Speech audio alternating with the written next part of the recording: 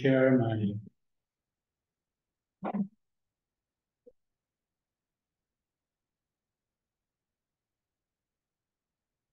my slides.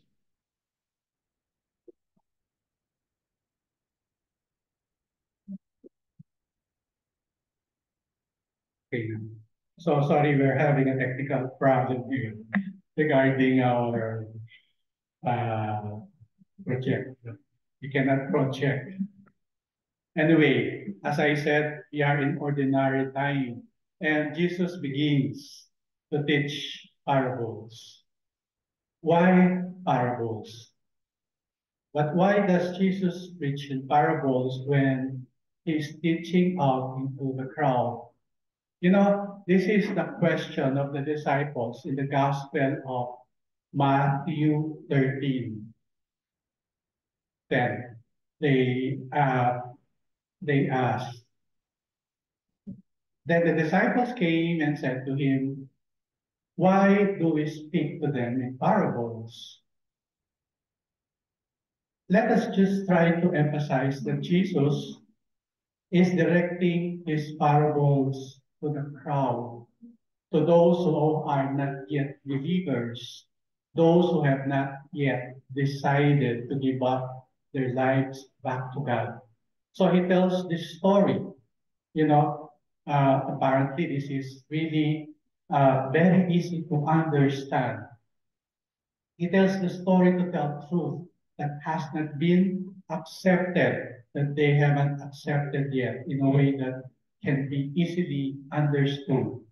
So that these people who are not disciples yet, they're, they're going to make a choice to follow Jesus or to become disciple. And that is why Jesus said in Matthew 13:11 to 13, he said, he explained why he has to, he has to preach uh, through the parables. In Matthew 13:11 to 13, he said, to you it has not been granted to know the mysteries of the kingdom of heaven, but to them it has been granted. For whoever has to him more shall be given, and he will have an abundance. But whoever does not have, even what he has shall be taken away from him. Therefore I speak to them in parables, because while seeing they do not see, and while hearing they do not hear, nor they do not nor they do not understand.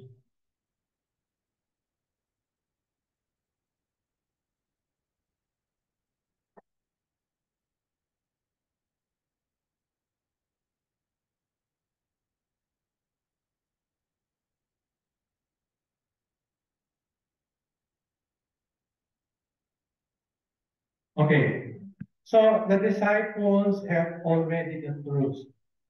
They accepted the truth actually, and he can speak plainly to them. But if you are an outsider, it is difficult to understand. Let us say, for example, the parable of the prodigal son, the lost sheep. They express the love of God, which is difficult to understand from the outsider. They express sacrifices that someone needs to make in order to become of the kingdom of God, to be a disciple of Jesus. So when you read the parables, keep in mind what Jesus is trying to do. He is expressing a truth to people who are not sure of who God is and what the kingdom of God is like. That is why today in our readings explaining the kingdom of God through the parable. To people who hasn't accepted yet the truth, as I said, the parables express those deeper meanings about God, who is God, and how can we love Him back with easily understood stories. He's telling stories that invites us to understand more deeply who He is. who God the Father is, what it takes to be a part of the kingdom of God, especially now. And another thing, as Jesus said, to fulfill the prophecy of the prophet Isaiah. In Matthew 13:14, he said,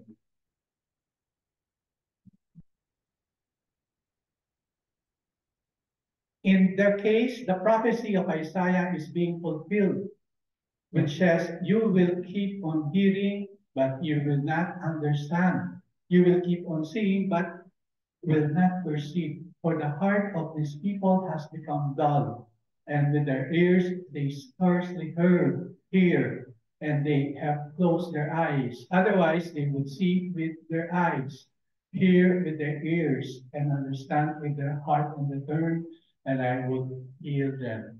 To fulfill the prophecy of Isaiah. A long time ago, Isaiah prophesied this. And also, Jesus says,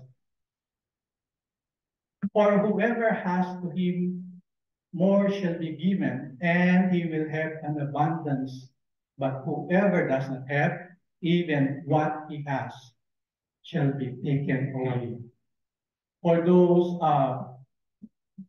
this means that it will be, if you believe Jesus and live out his teachings, we will be given the gift of discernment, by which the things of the spirits will be made clear to us. Because we have accepted the truth from Jesus, we will be given more and more truth. Isn't it true? The more you read, the more you understand, the more deeper the Lord understanding God will give you. Have you experienced that? Therefore, it's quite difficult to understand the meaning of the words of Jesus. But as you attend, I think and I hope, as you attend the soul and practice his teaching, you will be given more truths and you will understand more truths. And for those who are preaching also, isn't it the first time that you preach? It's really hard to understand the words of the Lord. But as you go on contemplating, listening, then sometimes it will just come to you. And you will be able to articulate the meaning of this. For those who will not accept the teachings of Christ, it will not affect their lives. What they hear will just, remain knowledge. So, are you listening to the words of God? Or are you attending the soul just to have knowledge? We can ask, does this knowledge that I learned from the Word of God, that I heard, affect my life? Timothy, 2 Timothy 3 said, always learning, but never able to come to a knowledge of the truth. Isn't it? Well, hearing the word of God, hearing the word of God, it's like, oops, hearing the word of God is like, I would say, it's like learning how to swim.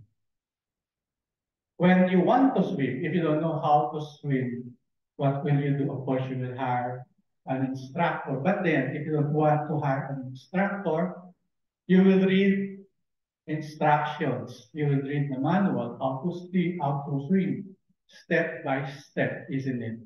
You read how to do freestyle, backstroke, breaststroke, and many more. And then you even maybe watch videos instructing you to swim.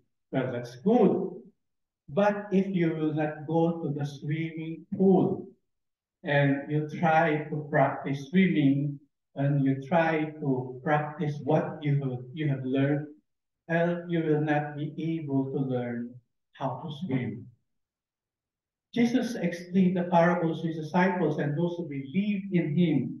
And we must try to live them out, to practice them. But for those who continually reject his message, we're left to the wonder as to the meanings of the parables. Okay, so we go to our gospel reading. It's Mark 4, verses 26 to 34. You have heard the gospel reading. Well, it reads as follows. Jesus said that the kingdom of God is as if a man should scatter a seed upon the ground and should sleep and rise day and night, and the seed should sprout and grow. Well, he knows not how the earth produces of itself. First the blade, the ear, then the full grain in the air. But when the grain is ripe at once, he puts it in a sickle, because the harvest has come. And he said, with what can we compare the kingdom of God? Or what parable shall we use for it? It's like a grain of a mustard seed, which then sown upon the ground is the smallest of all the seeds of the earth. Yet when it is sown, it grows. It becomes the greatest of all the shrubs and puts forth large branches, so that the birds of the air can make nests in its shades. So there, you heard it again. So you'll not be confused.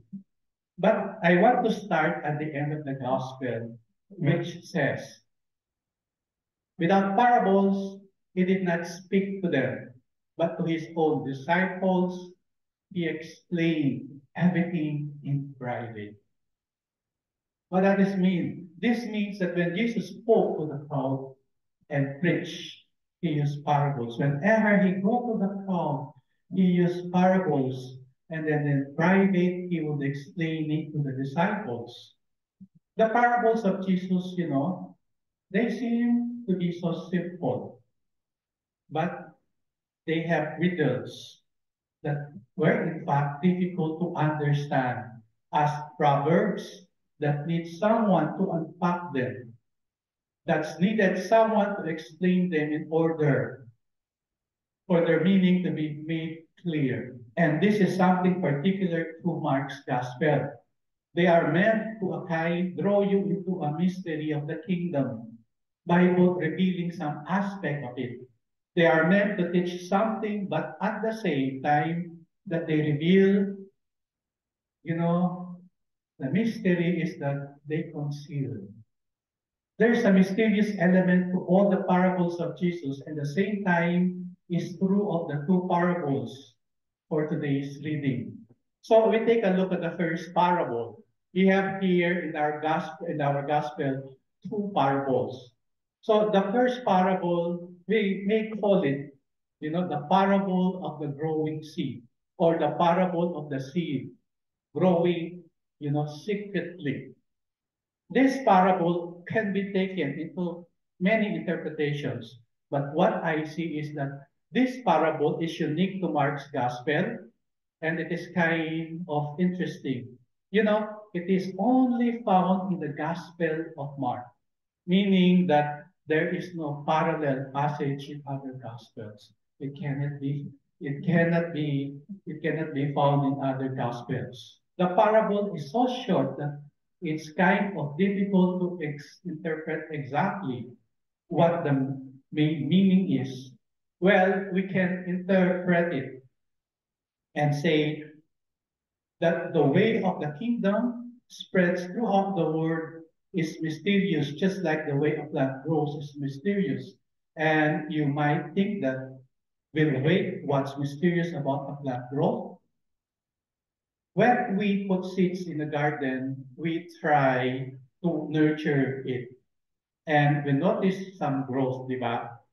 Growth of the plant. Although there are certain things that we know what to do in order to foster the growth, like putting fertilizer and watering it. But at the end of the day, its growth is really mysterious. As we can see and we look again, it's growing. As Jesus says, the seed sprouts and grows. He knows not how, and the earth produces of itself. So there's a real sense in which There's power. There's a hidden power within the plant itself that is really beyond our knowledge, our control, and beyond our ability to explain it. So some people think that's the main point of the parable. It's that the kingdom is like a plant as it spreads, as it grows throughout the world. It does so from the power which is invisible to us. We don't know, we do not see, and which in some sense incomprehensible to us. And it goes beyond our ability to explain it, isn't it? That's that's maybe how we can understand it. But think, for example, of the historical fact that the Catholic Church today has over 1 billion members. How it began? It began with the 12 apostles from Galilee, isn't it? Only 12 apostles. In the first century, how did the church grew from 12 men from Galilee into over 1 billion Catholics today throughout the world? That is kind of mysterious. There's some internal power that made it happen that we really cannot see. And it's spiritual power. That's one way to interpret the parable. Well, another way to interpret the parable is that we can name it the parable of the patient farmer. So in this case, we put the emphasis on the patience of the farmer. After the farmer plants, he will have to wait patiently. I don't know if any one of you has been a farmer, or maybe a plantito or plantita. When you plant, isn't it? You'll wait for the plant to grow. So in this case, we put the emphasis on the patience of the farmer. After the farmer plants, he will have to wait patiently. You just have to wait, and you cannot hurry things up in planting. Probably what Jesus is envisioning here is a crop of wheat. You have to wait, you have to be patient. So in this case, Jesus is talking about from this point of view, Jesus can be revealing to the apostles that they are going to have to be patient with the ministry of the kingdom. The kingdom is going to grow as it spreads throughout the world, but it's not going to be a lightning bolt that just all of a sudden grow. The kingdom is going to be a process of growth and development that's going to take time. God is the author of the kingdom, and therefore its power that's going to make it grow and spread throughout the world. In the same way, at the end of the day, God is the author of nature. And so although there are secondary earthly material causes that that make the plants grow and make trees grow at the end of the day, the primary cause of everything that is God Himself. So the power that makes all creation flourish ultimately is the power of God. Just like I think our faith. Sometimes we are so impatient. Sometimes we feel that, Lord, I do not have much faith. But remember, faith, as Jesus said, can start as small as a mustard seed. There are times that we are disappointed with ourselves, that we seem not growing in our faith.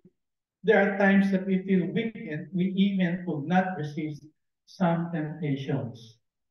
But let us remember that God helps us. He gives us grace so that our faith can grow like the plant. Sometimes, isn't it? Sometimes we feel strong to fight temptations. It is because of the grace coming from God. Sometimes we don't feel like growing in our faith, but we have to be patient, especially in prayer when you come to a point when we is crying. As you proceed in prayer, you come to a point, what they say, the dryness. Where you go into prayer, you feel nothing. When you want to pray, it's as if there are temptations that you want to stand, you want to go out.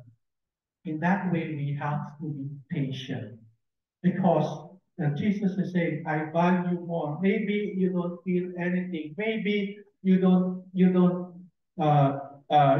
see or you don't have any revelations from me. That is okay. You know what I value more is your initiative to be there in front of the Blessed Sacrament, even nothing is happening. But in truth, there is something happening. He is fortifying our will. He is trying to make us strong. Sometimes we just have to be faith so that we don't feel. Sometimes we just don't feel growing in our faith, but we must be patient with ourselves because God is there with us, and sometimes we are not aware of it. So there are many interpretations of this parable of the kingdom. And I think for me at least, the key that interprets is in the verse, he says, he knows not how. He knows not how. I really think you could call this a parable of seed that grows mysteriously. Well, because at the end of the day, we don't fully understand what life and what growth, even, even, and how they work in the natural world. There are going to be things that takes place that we cannot fully understand or comprehend. Then we have to be patient. So we go to the second parable. Now let's turn to the parable of the mustard seed. It seems so simple, isn't it? The second parable now, most of us are very, very familiar. We always see this parable like the kingdom of God starts out small like a mustard seed, which is the smallest of seeds, and then it's end up big. And as Jesus says, the mustard tree grows up and becomes the greatest of all shrubs. And the birds come to nest in its shade. And so the idea here is that the kingdom begins so small, just like our faith, and ends big so that many can come and dwell in it.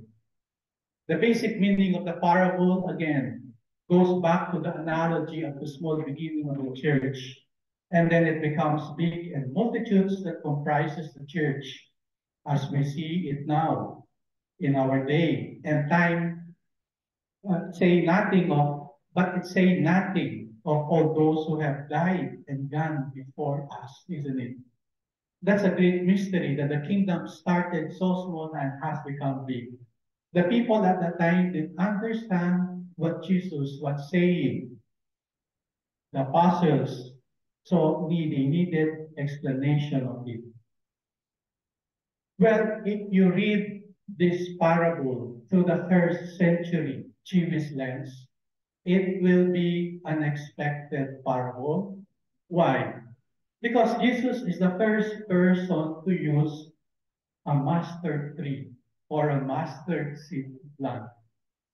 So we look at our first reading. That is why, if you read the first reading, well, for me, first, how do I understand that first reading? The book of Ezekiel, chapter 17, verse 22 to 24. One of the most interesting things here is that the Ezekiel, more than any other prophets, he loves parable, riddles, and allegories. So he frequently gives these things of extended discourses which are clearly allegorical or symbolic, which elements of the prophet's oracle are meant to be symbols for some other reality. And so if you read the Ezekiel, you will encounter a lot of parable says. And so the reading for today, Ezekiel 17, is Ezekiel's allegory of the kingdom of Israel. And in it compares Israel to a tree. But it's not a mustard tree. It is the cedar of Lebanon. And it says, maybe I would flash it also. It says, I to take from the crest of the cedar, from its topmost branch, tear of the tender shoot, and plant it on high and lofty mountains. Well, what does it mean? On the mountain heights of Israel I will plant it. It shall put forth branches and bear fruit and become a majestic cedar.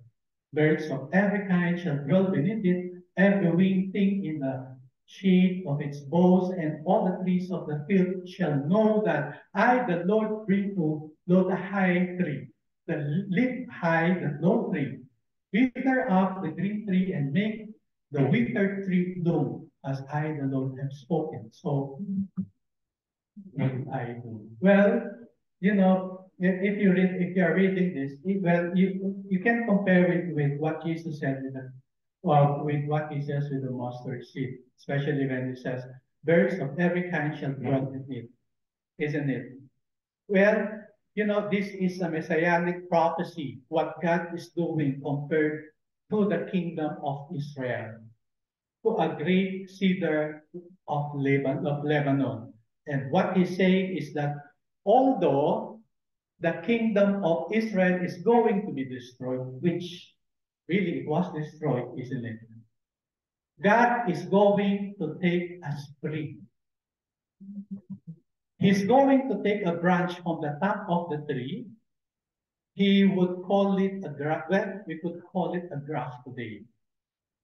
He's going to take that spring and he's going to plant it on a mountain top, a high and lofty mountain, so that it will become a great cedar, and the birds of the air and the beasts of the field will come to nest in its branches. So, in its essence, here is the allegory of the future, the allegory of the future messianic kingdom, where God is saying a piece of Israel is going to become the great future kingdom. And he's going to take just one small branch and make a great tree. The prophet Isaiah prophesied this when he said, there shall forth a shoot from the stump of Jesse, and a branch from these roots shall bear fruit. And the Spirit of the Lord shall rest upon him, the Spirit of wisdom, understanding, the Spirit of counsel and might, and the Spirit of knowledge and fear of the Lord. Does it sound familiar? Diba? Look at the uh, look at the plant growing. It's what it was already caught. Well, it's like he said, it's like Israel. The kingdom of Israel was destroyed, but I will build again through this stump. And Isaiah says that has a similar prophecy about the shoot. I will build the kingdom of Israel through the shoot that's going to come out forth from the stump of what stump? From the stump of Jesse, who was David's father, and that shoot will be the Messiah. Isn't it? What do they call Jesus? Jesus, the son of David. And right, so the David's family was cut down like a tree from will be cut and made in a stone. That doesn't mean it's going to be over. If the kingdom of Israel was cut down, but it doesn't mean it's going to be over. It means a new tree. A new tree will sprout. It's going to spring forth from the stone. And if you ever try, if you ever try to cut a tree, if you let the stump, you can see frequently that will happen is the tree that will grow. It grows back. I don't know if you have observed it. If you cut a tree later, you will see there will be shoots that's growing.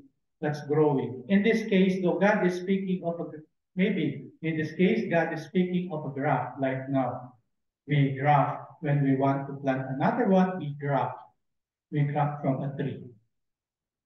He's going to cut a branch off and he's going to plant it on a mountain top. And it's going to become a messianic kingdom, just as the modern analogy. What God's talking about here is doing here with the cedar of Lebanon. That is, the kingdom of Israel. Now, You might be thinking, what does any of this have to do with the mustard seed? Well, it's really simple. Notice what God compares Israel not just to any kind of tree. It's cedar of Lebanon.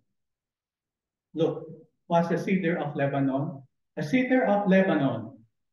Now, what the cedar of Lebanon like will throughout the Bible, the cedar of Lebanon was a cedar tree, obviously that grew in Lebanon, but it had symbolic significance. Whenever you wanted to talk about greatness, whenever you wanted to talk about grandeur or strength, you would compare someone, something, or some kingdom to a cedar of Lebanon. For example, in Jeremiah chapter 2, chapter 22, it's symbol of wealth. So it says that if a king wants to build his house, he's going to panel the house with not just any kind of wood, with the wood, but with the wood of cedar. And he says in Jeremiah 22, 14, 15, God says that I will build myself a ruby house with spacious upper room and cut it out its branches, paneling with cedar and painting it bright red. Do you become a king because you are competing in cedar? Did you not? Did not your father eat and drink and do justice and righteousness? Then it was well with him. He says also in Psalm 29:5, the voice of the Lord breaks the cedar. Yes, the Lord breaks the pieces of cedar of Lebanon. Even to this day, they said that the cedar wood, I don't know what we call it now here, a cedar. A cedar of wood is expensive because it is hard.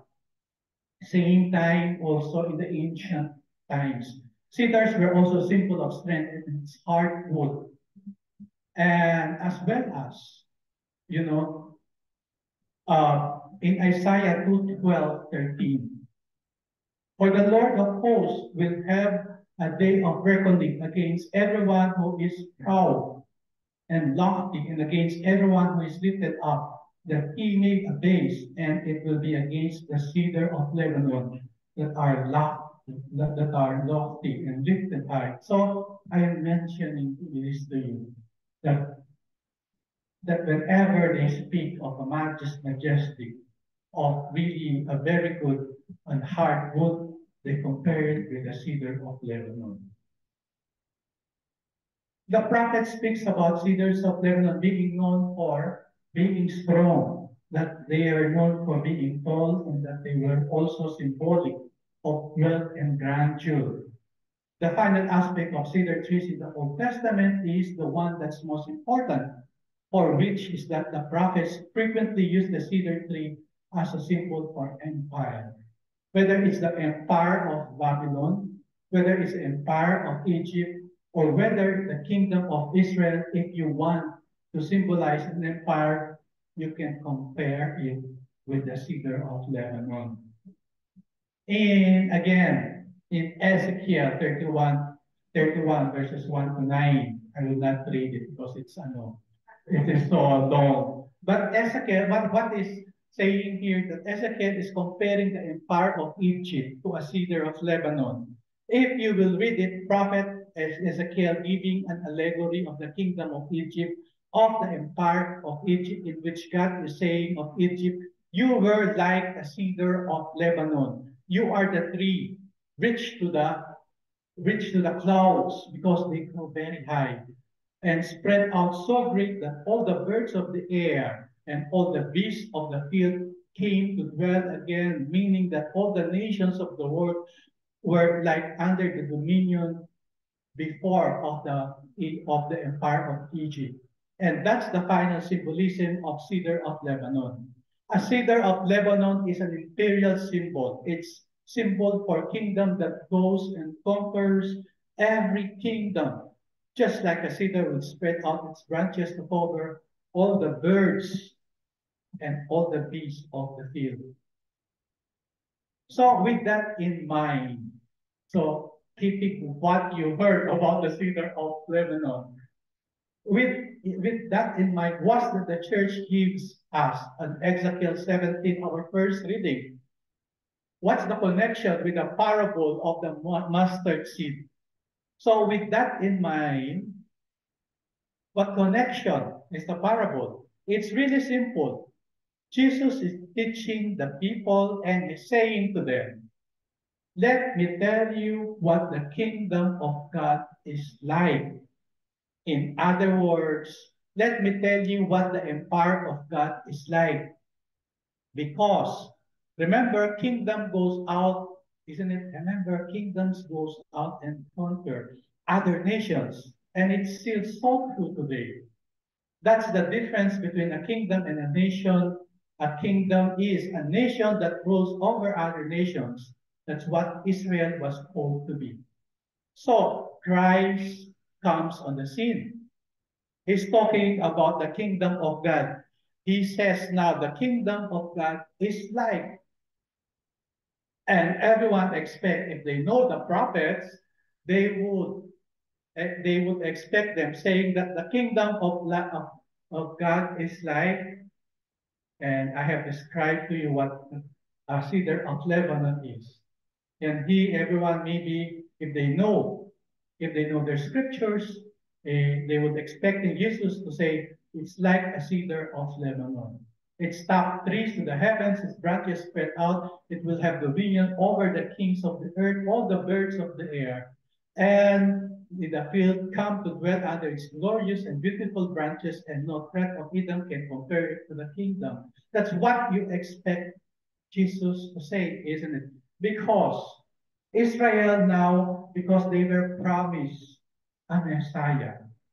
At that time, Israel, they were expecting a Messiah that will liberate them from the Romans. Remember, they were under the Roman Empire, and that this Messiah would help them to be a great nation again, to be a superpower again, just like America today or Russia today, to be a superpower. But that is not why Jesus came. Remember?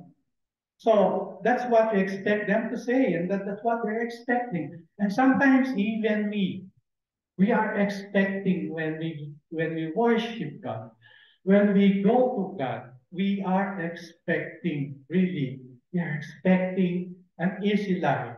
We are expecting a good life. But that is not bad. But that is not what Jesus is trying to tell us.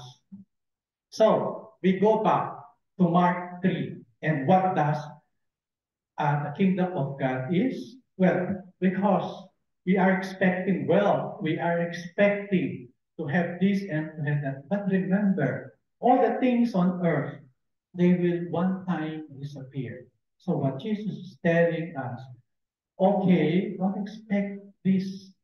That what you have to expect is the kingdom of God. Because all these things on earth, one day will disappear. And one day you will leave them. So what's left of you? Well, that's faith, isn't it? Faith and love. So that's what you expect. And but what does he actually say? We'll go back to chapter 3. What does he say about the kingdom? It's like he says this time. He says it's like a mustard seed. So rather than a glorious cedar, he says, little mustard seed. It's the smallest of the seeds, but when it grows up, it becomes the greatest of all the trees. Imagine. If you look at the mustard seed, they get a maximum. They're usually about, just 6 feet tall, the maximum. Or they're about 10 feet tall, which is not a big tree compared with a cedar. It's more like a big weed. It's true that the birds may come to nest in its branches, but it's nothing compared to the cedar of Lebanon. So in other words, this parable, the mustard seed is really, well, we can say it's really a riddle. It's the kingdom of God. The kingdom of God does not look like you would expect it to look. The kingdom of God doesn't look like the empires of the world. It doesn't have the same political or military or economic grandeur that you're going to find with the kingdom of Egypt, with the empire of Babylon, or even the kingdom of Israel in the Old Testament. David's kingdom is like a cedar of Lebanon, but Jesus' kingdom is like a mustard seed that starts small. Jesus' kingdom is like a mustard seed. It is a kind of maybe not so beautiful, a kind of ugly. It's like a big weed, as they say. The mustard trees spread rapidly like weeds do. Once they planted, you cannot root them off. They just spread very quickly, it says. And you plant mustard seeds in your garden, you will have a lot of mustard because it's going to grow and take over your garden. Well, the mustard seed, it starts out small. On the other hand, it doesn't look glorious like we would have thought it would have looked. So the basic meaning of this parable, I think it's similar to the weeds and wheat in the field, right? You would think that the kingdom of God would be a glorious field of the white wheat. Instead, it will look like a garden which is basically, in a way, not good. And there's a whole lot of weeds mixed in it. That's why we see the church now, isn't it? So different. We will expect the church to be perfect. The church is not perfect. It's not perfect, but it's more, it is made out of humans, which are not perfect. The church is not like the kingdom of Egypt. It's not going to be, isn't it? It's not going to be an economic power. It's not going to be a military power as the Israelites expected Jesus to be. They expected a political Messiah that will again, I'll say, liberate them from the Romans. Well, it's not going to be a supernatural power. But it's going to be a supernatural power that's going to be mysterious and is going to be like the parable of a mustard seed. It's going to grow in secret. It's going to grow of its own power, and it's not going to be what we expected it to be. Remember, the kingdom started with 12 guys from Galilee.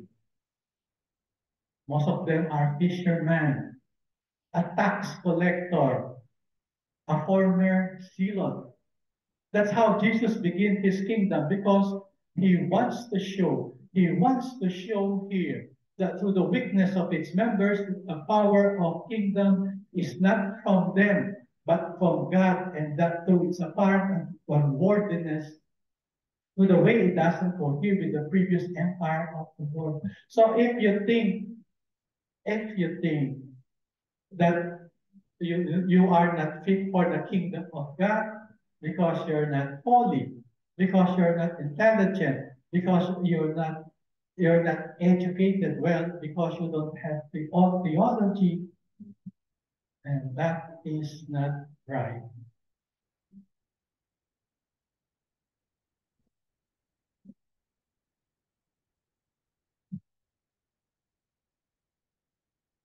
That is not a kingdom of this world, but a kingdom of heaven.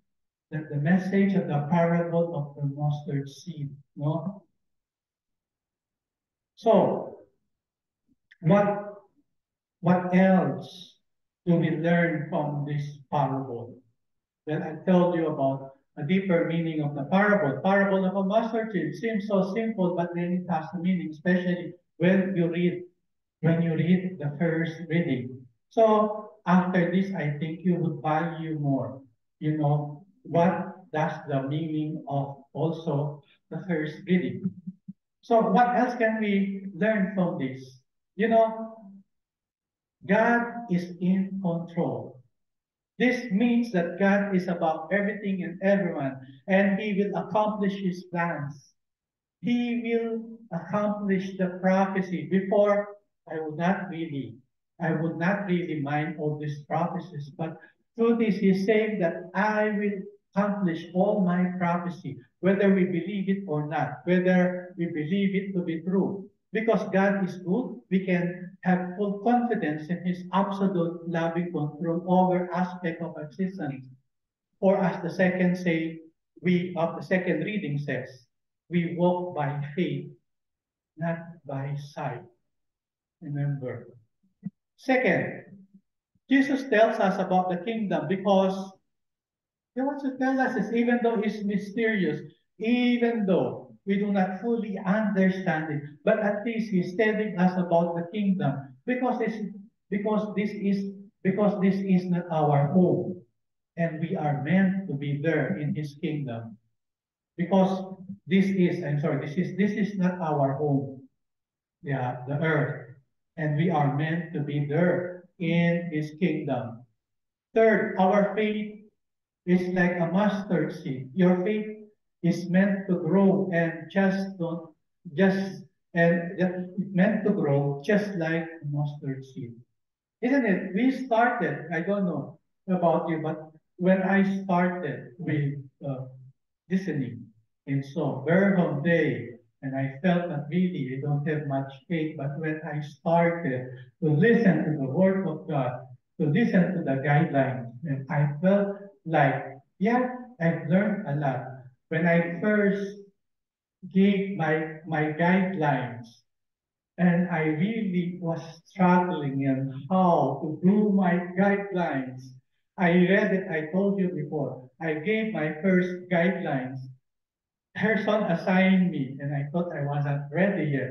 Harrison assigned me to in the Forbes part, not on Forbes part with the catechist actually. With the catechist, and I really was so afraid. And after my guidelines, and I was telling Lord, what did I say? I want to disappear. I want to disappear. But later, as you grow, as you learn about the Word of God, sometimes when you pray, something becomes automatic. You remember this passage, God is telling you about these things, isn't it? You who have given guidelines before, I think you know what I mean. That the little things of life have the potency to develop to give greatest results since God is the author of such successes and accomplishment. Don't be afraid. Don't fear that, or don't worry if you say that you are just doing little things. But with these little things, it can grow. And if you will be trusted, and if you will do it faithfully, and later God will trust you. Remember the story of Saint Therese of the Child Jesus? She was unknown, unknown, just living in the cloister as a cloistered nun. No one knows her. But later, the Lord said through her superiors, you write your autobiography. Because of her faithfulness, because of her holiness, right after when he died and when we read her autobiography, we saw her holiness, and now she is very, very popular. If we only are faithful to what God, even to the small things, she was faithful to the small things that really uh, uh, in her convent that they require her to do. She was so faithful, and it made her holy. And the last one, the power of the kingdom of God does not come from us, but from God. It's true, as we heard it from this gospel. That is why we don't understand or comprehend. The word is, we understand maybe some of this, but we don't understand or comprehend fully the works of God in us. It is not for us to understand all the things that is happening to us, to the world, because sometimes we are disappointed. We are discouraged if we don't understand these things. But remember the assurance that the growth of the seed, our faith is given by the power and the grace of God. Everything comes from God if we will only and if we will only trust Him. And later we will understand as we go on with our faith. And so for the guide questions that I prepared, we can ask, am I patient when success doesn't come to me immediately? Or do I continue to be persevering in my efforts of prayer, duty, of my responsibilities, even if it takes a longer time than I expect? Am I that patient? Yeah, sometimes it is, no? It takes longer time. Sometimes you don't see any progress. But remember, in that case, God is giving us patience. We pray, God, Lord, give me patience. And when He doesn't give it, we are impatient. And we don't know that's why it seems that God doesn't answer because He just wants us to practice patience. God is not like a genie or a fairy godmother who would wave her wand, magic wand. Okay, you ask for patience, then think you will have patience. What is the second question? What is the kingdom of God for me? How do I see the kingdom of God now? How do I see the kingdom of God now? And the third one, what did I learn from the two parables? From the two parables today? Or did I learn something from the two parables? Amen.